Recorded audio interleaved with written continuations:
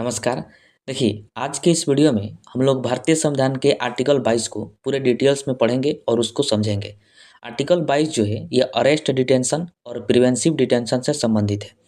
यानी अगर किसी व्यक्ति को गिरफ्तार किया जाता है तो गिरफ्तारी से संरक्षण प्रदान करता है आर्टिकल 22।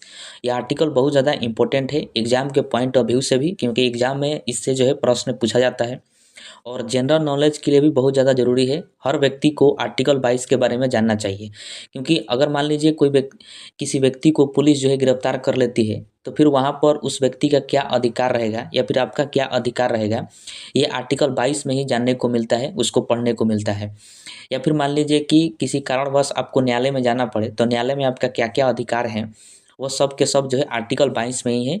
ये मूल अधिकार का आर्टिकल 22 जो है बहुत इंपॉर्टेंट आर्टिकल है, सभी लोगों को इसके बारे में जानना चाहिए। ठीक है, तो आज के इस वीडियो में हम लोग इसी के बारे में पूरे विस्तार से समझने वाले हैं और इसी वीडियो में हम लोग आर्टिकल 23 को भी समझेंगे और आर्टिकल 24 को भी समझेंगे, जिसमें शोषण के विरुद्ध अधिकार दिया गया है आर्टिकल 23 और 24 में। वो भी बहुत ज़्यादा इंपॉर्टेंट है। इन तीनों आर्टिकल को आज के इस वीडियो में हम लोग कवर करने वाले हैं। ठीक है, इसके पहले वाले वीडियो में हम लोगों ने आर्टिकल 21 को बहुत अच्छे से उसको समझा था और उसको पढ़ा था। तो चलिए अब वीडियो को शुरू करते हैं।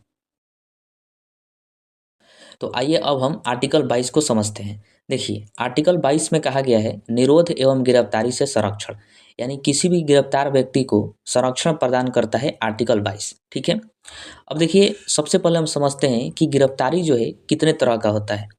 तो देखिए, भारत में जो है दो तरह की गिरफ्तारी है। एक होता है दंडात्मक निरोध और दूसरा होता है निवारक निरोध।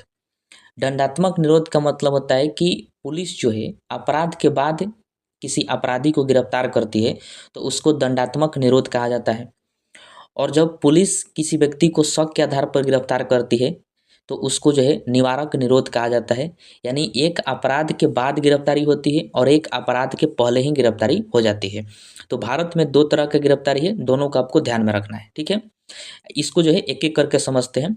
सबसे पहले देखिए दंडात्मक निरोध। इसमें क्या होता है कि पुलिस अपराध के बाद किसी व्यक्ति को गिरफ्तार करती है। अब मान लीजिए कि कोई अपराध हो गया, जैसे मान लेते हैं कि किसी का मर्डर हो गया है। तो मर्डर तो हो गया, अब तो अपराध हो गया है। अब पुलिस जो है छानबीन करेगी और अपराधी को ढूँढेगी, अपराधी की खोज जारी करेगी। और मान लीजिए अपराधी पकड़ा गया तो उसको कहा जाएगा दंडात्मक निरोध, यानी अपराध के बाद गिरफ्तारी हुआ है और अपराधी को पकड़ लिया गया है। अब दंडात्मक निरोध में पुलिस जो है किसी व्यक्ति को शक के आधार पर भी उठा लेती है। जैसे मान लीजिए किसी का मर्डर हुआ है तो उसके घर जाएगी पुलिस, जिसका मर्डर हुआ है उसके घर, और उसके परिवार वालों से पूछेगी कि बताइए अगर आपको किसी पर शक है तो उसका नाम बताइए, उसका एड्रेस बताइए। पुलिस ऐसा पूछती है। अब मान लीजिए घर वाले बोल दिए कि हाँ फलाना आदमी के साथ जो है 2 साल पहले लड़ाई झगड़ा हुआ था और उसी ने धमकी दिया था मारने के लिए। तो पुलिस क्या करेगी, उस व्यक्ति को पकड़ेगी, क्योंकि वो 2 साल पहले जो है उससे झगड़ा हुआ था उस व्यक्ति का जिसका मर्डर हुआ है, और उसको पुलिस पकड़ेगी और पकड़ के उसको जो है उससे पूछताछ करेगी। अगर वो सही पाया जाता है तो फिर उसको गिरफ्तार कर लेगी, अन्यथा उसको छोड़ देती है। तो जब अपराध के बाद जो है गिरफ्तारी होती है किसी की तो उसको कहा जाता है दंडात्मक निरोध। ठीक है, तो ये आपको ध्यान रखना है। और दूसरा होता है निवारक निरोध, यानी अपराध के पहले। इसमें पुलिस क्या करती है कि शक के आधार पर किसी को भी उठा सकती है। जैसे किसी व्यक्ति पर अगर पुलिस को शक हो जाए कि यह भविष्य में कोई बड़ा कांड करने वाला है, कोई बड़ा अपराध करने वाला है, कोई बड़ा घटना को अंजाम देने वाला है, तो पुलिस उसको शक के आधार पर गिरफ्तार कर लेती है। तो उसको कहा जाता है निवारक निरोध। इसमें कोई अपराध नहीं हुआ, लेकिन अपराध के पहले ही पुलिस को शक हो गया, इसलिए पुलिस जो है उसको गिरफ्तार कर ली और जेल में डाल दी। तो इसको कहा जाएगा निवारक निरोध, अपराध से पहले ही। जैसे मान लीजिए कि कहीं पर बहुत बड़ा कोई प्रोग्राम है या फिर सभा होने वाला है मंत्री का चाहे कुछ भी का, और उस एरिया में जो है कोई गुंडा रहता है जिसका छवि जो है पहले से ही आपराधिक प्रवृत्ति का है, और पुलिस को जो है उस पर शक हो गया कि यह जो है सभा में या फिर इस प्रोग्राम में कुछ घटना करने वाला है, तो पुलिस उसको पहले ही टांग लेगी, प्रोग्राम होने से पहले ही, 2-4 दिन पहले ही। तो उसको कहा जाएगा निवारक निरोध।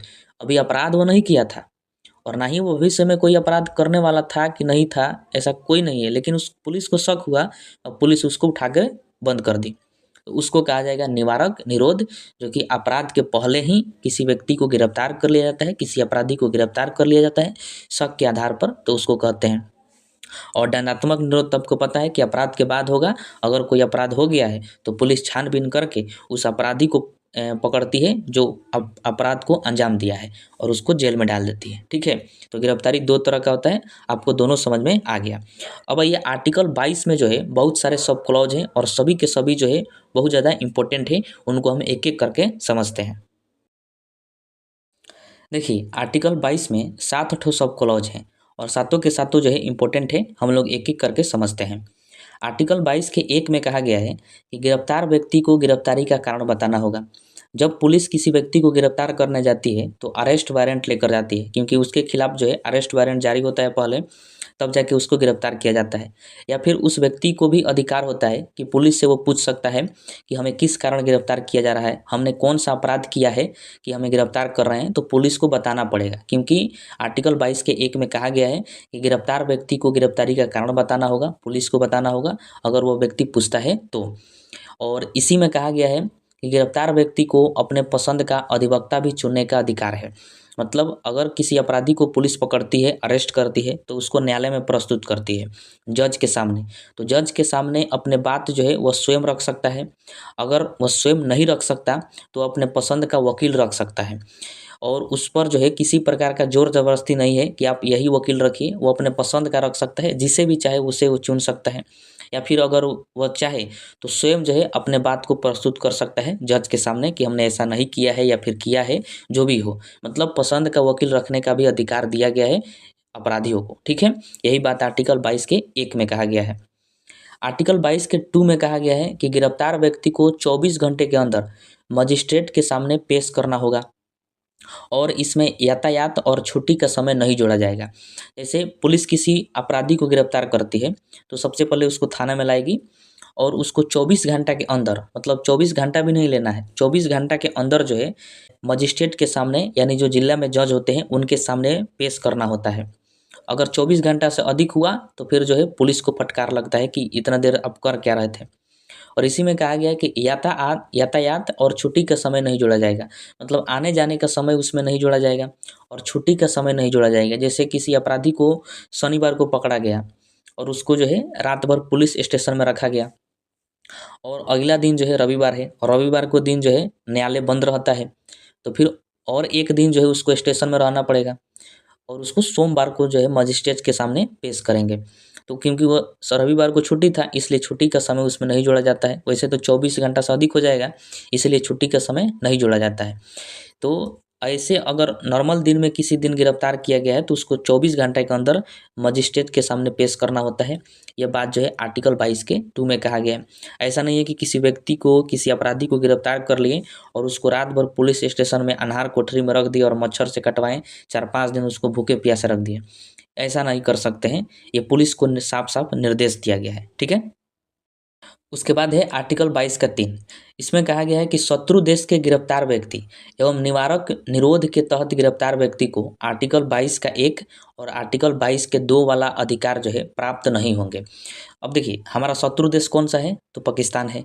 तो पाकिस्तान के अगर कोई व्यक्ति अगर भारत में कोई कांड किया है तो उसको जब गिरफ्तार किया जाएगा तो उसको 22 का 1 और 22 के 2 वाला अधिकार प्राप्त नहीं होगा, क्योंकि शत्रु देश का व्यक्ति है और उसको गिरफ्तार किया गया है। तो ना वो अपने पसंद का वकील रख सकता है और ना ही उसको हम 24 घंटे के अंदर मजिस्ट्रेट के सामने पेश करेंगे। उसको अगर पकड़ लिए हैं तो पकड़ के आराम से उसको थाना में रखेंगे, 4-5 दिन तक उसको मच्छर से कटवाएंगे, पूरे बढ़िया तरीक़े से उसके भूखे प्यासे पूरा उसको आधा उसको मार देंगे पहले। उसके बाद जो है उसको जज के सामने पेश किया जाएगा, क्योंकि उसको ना आर्टिकल 22 का 1 का अधिकार प्राप्त है, ना आर्टिकल 22 के 2 में जो लिखा है वो अधिकार प्राप्त है, शत्रु देश का है। तो उसी तरह निवारक निरोध के तहत भी अगर किसी व्यक्ति को गिरफ्तार किया जाता है, निवारक निरोध का मतलब क्या होता है, जिसे शक के आधार पर गिरफ्तार किया जाता है। तो अगर किसी को शक के आधार पर गिरफ्तार किया गया है तो उसको भी 22 का 1 वाला अधिकार प्राप्त नहीं है और 22 का 2 वाला भी अधिकार प्राप्त नहीं है। यानी जब उस किसी व्यक्ति को शक के आधार पर पुलिस गिरफ्तार करती है तो उसको थाने में ही 4-5 दिन तक रख देती है और जब सब चीज़ नॉर्मल हो जाता है, सब चीज़ खत्म हो जाता है, उसके बाद उसको रिहा किया जाता है। तो कहाँ पर, तो वहाँ तो ना उसको 22 का 2 उसको प्राप्त है, ना 22 का 1 प्राप्त हुआ, ना वो अपने पसंद का वकील रख पाया और ना ही उसको 24 घंटे के अंदर मजिस्ट्रेट के सामने पेश किया गया, क्योंकि 4 दिन तक पुलिस स्टेशन में ही पुलिस उसको रख दी, क्योंकि शक के आधार पर गिरफ्तार की थी। तो यही बात आर्टिकल 22 के 3 में कह दिया गया है कि जो शत्रु देश के गिरफ्तार व्यक्ति होगा और निवारक विरोध अधिनियम के तहत जो गिरफ्तार होगा उसको आर्टिकल 22 का 1 और आर्टिकल 22 का 2 ये दोनों अधिकार प्राप्त नहीं होंगे, जो हम लोग अभी ऊपर देखें। ठीक है, उसके बाद है आर्टिकल 22 का 4। इसमें है कि निवारक निरोध के तहत गिरफ्तार व्यक्ति 3 महीने से अधिक समय तक हिरासत में नहीं रख सकते। मतलब जब पुलिस जो है किसी व्यक्ति को शक के आधार पर गिरफ्तार करती है तो उसी को निवारक निरोध कहा जाता है। तो उसके तहत जब किसी व्यक्ति को गिरफ्तार किया जाएगा तो पुलिस अधिकतम 3 महीने तक अपने अंडर में रख सकती है। उसको 3 महीने तक ही शक के आधार पर गिरफ्तार कर सकती है, 3 महीना से ज़्यादा नहीं कर सकती है। उसी को नज़रबंद कहा जाता है कि किसी व्यक्ति पर शक हुआ तो पुलिस उसको उठाकर नज़रबंद कर देगी, सभी लोगों के नज़रों से हटा देगी, तो उसको नज़रबंद कहते हैं। अब नज़रबंद जो है किसी के घर में किया जा सकता है या फिर पुलिस अपने ही घर में कर ले, फार्म हाउस में किसी का किया जा सकता है, होटल में कर सकते हैं, पुलिस स्टेशन में कर सकते हैं। 3 महीने तक उसको बंद किया जा सकता है अधिकतम। अगर 3 महीने से अधिक बंद करना है तो फिर परमिशन लेना पड़ेगा पुलिस को, तब जाके ऐसा कर सकती है। ऐसा आप ध्यान रखना है कि आर्टिकल 22 के 4 में कह दिया गया है कि निवारक निरोध अधिनियम के तहत अगर किसी व्यक्ति को गिरफ्तार करती है पुलिस यानी शक के आधार पर तो अधिकतम 3 महीने तक ही गिरफ्तार कर सकती है, 3 महीने से अधिक नहीं कर सकती है। ठीक है, अगला आर्टिकल है 22 का 5।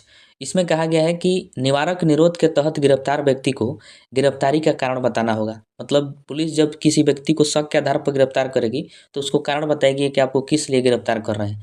तो पुलिस कह देगी कि आपको जो है शक के आधार पर गिरफ्तार किया जा रहा है क्योंकि आप भविष्य में कोई बड़ा कांड करने वाले हैं, 2-4 दिन में आप बड़ा कांड करने वाले हैं, वही कोई बड़ा अपराध करेंगे, इसलिए आपको गिरफ्तार किया जा रहा है। तो पुलिस के लिए तो सिंपल है, तुरंत बता सकती है। वही आर्टिकल 22 के 6 में कहा गया है कि यदि उचित न हो तो गिरफ्तारी का कारण भी नहीं बताया जा सकता है।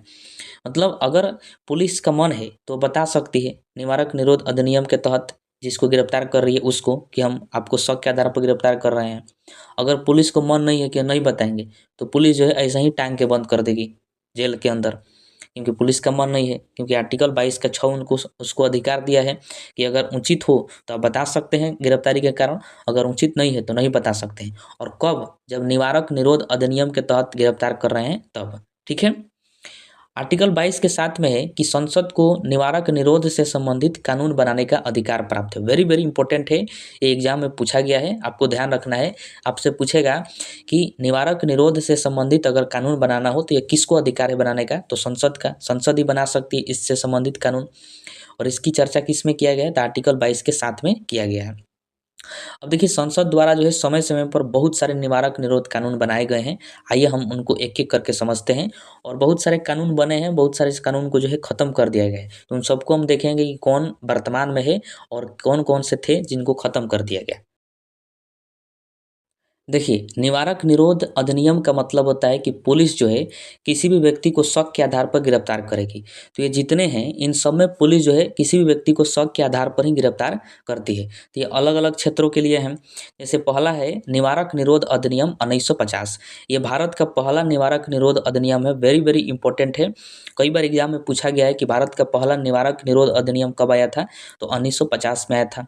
और इसको ख़त्म कर दिया गया 1969 में क्योंकि इसका मिसयूज होने लगा। इसके पहले वाले वीडियो में आर्टिकल 21 हम लोग पढ़े थे तो उसमें मैंने आपको एक मामला बताया था, ए.के. गोपालन मामला, वीएस मद्रास हाई कोर्ट। तो उसमें मैंने आपको बताया था कि ए.के. गोपालन को 1950 में निवारक निरोध अधिनियम के तहत ही गिरफ्तार किया गया था, जिसके लिए वो सुप्रीम कोर्ट में चुनौती दिए थे। तो उसमें हम लोगों ने पूरे डिटेल्स में पढ़ा था, उस वीडियो को भी आप देख सकते हैं। तो निवारक निरोध अधिनियम को 1950 में लाया गया और 1969 में ख़त्म कर दिया गया। इसको ध्यान रखिएगा। और ये भारत का पहला निवारक निरोध अधिनियम है, सबसे इम्पोर्टेंट यही है इसमें। ठीक है, उसके बाद है आंतरिक सुरक्षा व्यवस्था अधिनियम। इसको लाया गया था 1971 में, यानी maintenance of internal security act. आंतरिक व्यवस्था को अगर देख रेख में किसी पर शक होता था तो उस व्यक्ति को गिरफ्तार किया जाता था। और इसको समाप्त कर दिया गया 1978 में क्योंकि इसका भी मिसयूज होने लगा। उसके बाद है राष्ट्रीय सुरक्षा अधिनियम 1980। इसी को रासुका कहा जाता है और ये वर्तमान में भी लागू है। वेरी वेरी इंपॉर्टेंट है, ध्यान रखिएगा। आपसे पूछा जाएगा कि ऐसा कौन सा निवारक निरोध अधिनियम है जो वर्तमान में भी भारत में लागू है? तो रासुका है, यानी राष्ट्रीय सुरक्षा अधिनियम, जो 1980 में आया था। इसके तहत जो है उस व्यक्ति को गिरफ्तार किया जाता है जो देश के लिए खतरा होता है। मतलब पुलिस को अगर शक हो जाए कि पूरे देश के लिए खतरा है, पूरे देश में ये इसके चलते जो है कुछ फैल सकता है, घटना का अंजाम दिया जा सकता है, उसके आधार पर पुलिस उसको गिरफ्तार कर लेती है, तो उसको कहेंगे कि रासुका के तहत इसको गिरफ्तार किया गया है। ठीक है, तो ध्यान रखना ये वर्तमान में भी लागू है। अगला है आतंकवाद एवं विध्वंसक निरोध अधिनियम, इसको टाडा कहा जाता है और इसको लाया गया था आतंकवाद को रोकने के लिए, आतंकवादी गतिविधियों को रोकने के लिए अपने देश में, और इसको समाप्त कर दिया गया 1995 में, क्योंकि इसका भी मिसयूज होने लगा। और उसके बाद है आतंकवाद निरोधी अधिनियम, इसको कहा जाता है पोटा, इसको जो है 2002 में लाया गया, इसका भी मिसयूज होने लगा, इस वजह से 2004 में इसको समाप्त कर दिया गया। तो ये पांचों जो है इंपॉर्टेंट है, बहुत सारे हैं निवारक निरोध अधिनियम, लेकिन उनमें जो है कोई इंपॉर्टेंट नहीं है, यही पांच जो है सबसे इंपॉर्टेंट है, तो इन सभी को आप ध्यान में रखिएगा। अब आइए हम समझते हैं कि शोषण के विरुद्ध अधिकार के बारे में। देखिए, शोषण के विरुद्ध अधिकार जो है आर्टिकल 23 और 24 में दिया गया है कि अगर किसी व्यक्ति का शोषण हो रहा है तो उसको कौन कौन से अधिकार प्राप्त है जिससे वो शोषण से लड़ सकता है, शोषण के विरुद्ध जो है बोल सकता है। ये बातें जो है आर्टिकल 23 और 24 में कही गई है, हमारे संविधान में मौलिक अधिकार में, यानी फंडामेंटल राइट्स में। ठीक है, देखिए आर्टिकल 23 को समझते हैं। आर्टिकल 23 में कहा गया है कि इसमें मानव दुर्व्यवहार, बेगारी, बलात् श्रम, बंधुआ मजदूरी आदि पर रोक लगाया गया है। मतलब आर्टिकल 23 में ये साफ निर्देश दिया गया है कि मानव दुर्व्यवहार, मानव दुर्व्यवहार का मतलब होता है कि महिला का, किसी बच्चा का तस्करी करना, वेश्यावृत्ति करना, देवदासी, ये सब जो है मानव दुर्व्यवहार में आता है। तो इन सभी चीज़ों पर रोक लगाया गया है कि अगर बच्चा तस्करी कहीं पर होगा, जैसे कि एक गिरोह चलता है जो बच्चे को उठाकर बेच देते हैं, या फिर हॉस्पिटल में जो बच्चे होते हैं, बच्चा जो है एक्सचेंज कर देते हैं, बदल देते हैं, और बदल कर फिर जो उसको बेच देते हैं, तो वो सब क्या हुआ, बच्चा तस्करी हुआ। तो बच्चा तस्करी पर रोक लगाया गया है। अब रोक लगाने का मतलब है कि आप ये सब नहीं कर सकते हैं, तो अगर आप करिएगा तो फिर आप जो है वो अपराध की श्रेणी में आएगा और आपको सजा हो सकता है। तो आर्टिकल 23 में कहा गया है कि मानव दुर्व्यापार नहीं किया जा सकता है, इस पर रोक लगाया गया है। बेगारी नहीं कर सकते हैं, बेगारी का मतलब हो गया कि किसी मजदूर से काम करवा लिए और जब पैसा देने का समय आया तो उससे मारपीट कर लिया और उसको मारकर खदेड़ दिए, मतलब पैसा नहीं दिए और काम करा लिए, तो उसको कहेंगे बेगारी। उसके बाद जो है बलात् श्रम पर भी रोक लगाया है। बलात् श्रम का मतलब होता है कि जबरन कार्य कराना, जबरन मजदूरी कराना, किसी से ज़बरदस्ती कोई कार्य कराए। जैसे मान लीजिए गटर साफ़ करना है और कोई मजदूर है, वो कह रहा है कि हम साफ़ नहीं कर सकते हैं, हम साफ़ करेंगे तो दिक्कत हो जाएगा, लेकिन फिर भी उससे कोई जो है ज़बरदस्ती करवा रहा है, तो उसको कहेंगे बलात् श्रम। तो बलात् श्रम पर भी रोक लगाया गया है कि कोई व्यक्ति अगर राज़ी है तभी आप उससे काम करवा सकते हैं, अन्यथा आप नहीं करा सकते हैं। वही है बंधुआ मजदूरी। बंधुआ मजदूरी का मतलब क्या हुआ कि मान लीजिए कि आप जो है किसी व्यक्ति को कर्जा दिए थे और वो कर्जा बेचारा चुका नहीं पाया, तो आप उसको पकड़ कर ला दिए अपने घर पर, जो है काम करवा रहे हैं और काम के बदले उसको कुछ नहीं दे रहे हैं और डेली उससे काम करवा रहे हैं, जब तक आपका पैसा सध नहीं जाता तब तक आप काम करवा रहे हैं, तो उसको कहेंगे बंधुआ मजदूरी। क्योंकि उसके बदले आप वो मजदूरी कर रहे हैं आपके यहाँ, लेकिन आप उसके बदले कुछ नहीं दे रहे हैं, तो उसको बंधुआ मजदूरी कहा जाएगा। तो इन सभी चीज़ों पर रोक लगाया गया है आर्टिकल 23 में। ठीक है, तो आपको ध्यान रखना है। अब देखिए, रोक लगाने का मतलब केवल लिख देने से नहीं होगा, इसके लिए दंड का प्रावधान भी करना पड़ेगा कि क्या-क्या दंड हो सकता है। तो इसके लिए जो है समय-समय पर इन सभी कृत्यों में अगर कोई दोषी पाया जाता है तो उसको दंडित करने के लिए समय-समय पर अधिनियम बनाए गए हैं। बहुत सारे अधिनियम बनाए गए हैं, उन सबको देखिए यहाँ पर है। जैसे कि बंधुआ मजदूरी उन्मूलन अधिनियम आया था 1976 में, कि अगर बंधुआ मजदूरी कोई करा रहा है तो उसको कैसे दंडित किया जाएगा, कौन-सा दंड का प्रावधान होगा, क्या जुर्माना होगा, तो इसमें बताया गया था, जो कि 1976 में आया था। ये सभी पूछता है, सभी तरह के एग्ज़ामों में ये कई बार पूछे गए हैं, तो इसको ध्यान रखिएगा और याद रखिएगा। जैसे पूछेगा कि बंधुआ मजदूरी उन्मूलन अधिनियम कब आया था, तो 1976 में आया था। वही अनैतिक दुर्व्यापार अधिनियम कब आया था, तो 1956 में आया था। उसके बाद है कि न्यूनतम मजदूरी अधिनियम कब आया था, 1948 में आया था। और संविदा श्रम अधिनियम कब आया था, तो 1970 में आया था। और समान प्रासंगिक अधिनियम कब आया था, 1976 में आया था। तो ये सभी इंपॉर्टेंट है, पूछा जाता है। ये ऐसे अधिनियम है कि अगर जैसे कि कोई बलात् श्रम में पकड़ा गया, मानव दुर्व्यापार में पकड़ा गया, बंधुआ मजदूरी में अगर कोई व्यक्ति पकड़ा गया है, अपराधी है, तो उसको कौन-कौन सी सजाएँ होगी, कौन-कौन सी धाराएँ उस पर लगेगी, इन सभी अधिनियमों में बताया गया है। ये सभी इंपॉर्टेंट है, आपको ध्यान रखना है। ठीक है? उसके बाद आर्टिकल है आर्टिकल 24, बहुत ज़्यादा इंपॉर्टेंट है, कई बार इससे एग्जाम में प्रश्न पूछा गया है। इसमें कहा गया है कि 14 वर्ष से कम उम्र के बच्चों को कारखानों में खतरनाक कामों में नियोजन पर प्रतिबंध है। मतलब इसमें कहा गया है कि 14 वर्ष से जो कम उम्र के बच्चे हैं, उनसे किसी भी कारखाने में काम नहीं करवाया जा सकता है और ना ही उनको किसी खतरनाक काम में लगाया जा सकता है, उस पर प्रतिबंध लगाया गया है। इसीलिए जब भी आप किसी कारखाने में काम के उद्देश्य से जाइएगा, तो वहाँ पर सबसे पहले आपसे आधार कार्ड माँगा जाएगा, ताकि आपके उम्र को देखा जा सके। अगर आपका उम्र सही है तो आपको कारखाने में रखा जाएगा, काम पर रखा जाएगा, अन्यथा आपको जो है वहाँ से वापस भेज दिया जाएगा। क्योंकि आर्टिकल 24 में कहा गया है कि 14 वर्ष से कम उम्र के बच्चों को कारखानों में खतरनाक काम में नहीं लगाया जा सकता है। अब देखिए, लिखने से का मतलब कुछ नहीं होता है कि केवल लिख दिए तो हो गया। इसके लिए जो है अधिनियम लाना पड़ेगा, उसमें दंड का प्रावधान भी करना पड़ेगा, तब जाके लोग जो है सुधरेंगे, अन्यथा लिखने से कुछ नहीं होता है।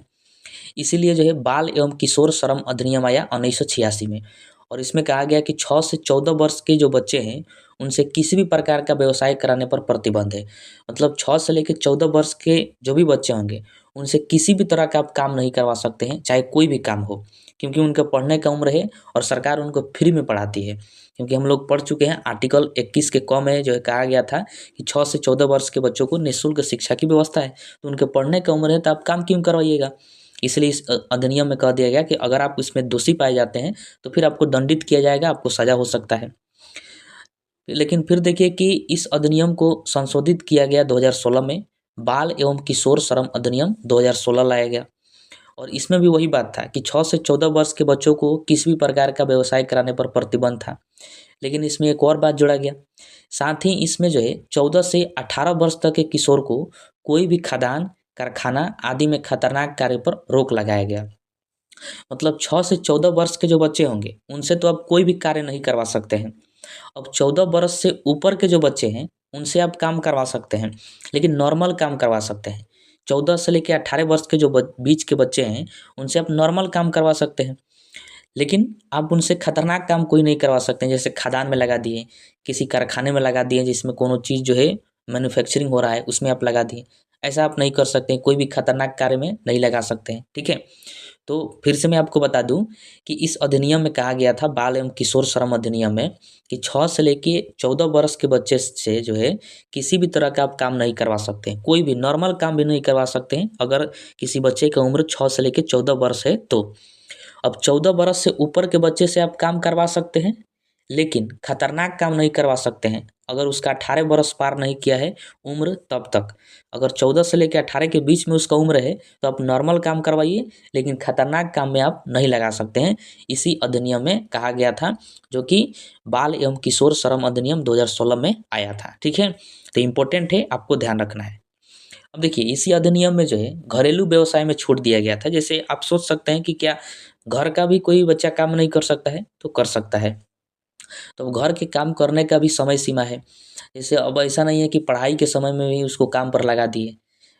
तो इसमें कह दिया गया था कि आप 7 बजे के बाद जो है किसी बच्चे को काम पर नहीं लगा सकते हैं, और सुबह में 8 बजे के पहले, शाम में 7 बजे के बाद और सुबह में 8 बजे के पहले, क्योंकि उनका पढ़ने का समय होता है, स्कूल जाने का समय होता है, तो उनको पढ़ने की छूट है, उनको पढ़ने दीजिए। वही जो है घर पर आप, ऐसा नहीं है कि दिन भर आप काम करवाएँ, कम से कम जो है 3 घंटा ही काम करवा सकते हैं। जैसे दुकान है, होटल है, इन सब में जो है नॉर्मल काम करा सकते हैं, अगर घर का काम है तो। ऐसे बाहर नहीं करा सकते हैं पैसा के लिए, घर पर करा सकते हैं। अब मान लीजिए कोई बाल कलाकार है, जैसे फ़िल्म में भी देखे होंगे कि बच्चे रोल करते हैं, तो फ़िल्म में भी उनको खतरनाक काम नहीं दिया जाएगा, उनको नॉर्मल जो है काम दिया जाएगा। और फ़िल्म जो है, ये फ़िल्म में काम करना तो ये तो उनका कला है, कोई कार्य है नहीं, तो कला के रूप में देखा जाता है। तो फ़िल्म में भी अगर कर रहे हैं तो नॉर्मल कोई जो है सीन करना हो तो कर सकते हैं, लेकिन खतरनाक सीन उसमें भी नहीं करेंगे जैसे हीरो करते हैं, वो सब नहीं किया जाएगा। तो इस अधिनियम में कहा गया था, ठीक है। तो आपको ध्यान रखना है, आर्टिकल 24 में 14 वर्ष से कम उम्र के बच्चों से जो है खतरनाक काम में, कारखाना में काम नहीं कराया जा सकता है। इसके लिए अधिनियम आया था 2016 में, बाल एवं किशोर श्रम अधिनियम, जिसमें कहा गया था कि 6 से 14 वर्ष के बच्चों से कोई कार्य नहीं करवा सकते हैं, किसी भी तरह का काम नहीं करवा सकते हैं। लेकिन अगर 14 से 18 वर्ष के बीच से अगर कोई काम करवा रहे हैं, तो नॉर्मल काम करवाएंगे, खतरनाक काम नहीं करवाएंगे, ठीक है। अब आइए हम इम्पोर्टेंट क्वेश्चन को देखते हैं, जो कि प्रीवियस ईयर एग्जाम में पूछे गए हैं। अब आइए हम प्रीवियस ईयर इम्पोर्टेंट क्वेश्चन को देखते हैं, जो कि बहुत ज़्यादा इम्पोर्टेंट है, और कई बार एग्जाम में पूछे गए हैं और आगे भी इनके पूछे जाने की संभावना है।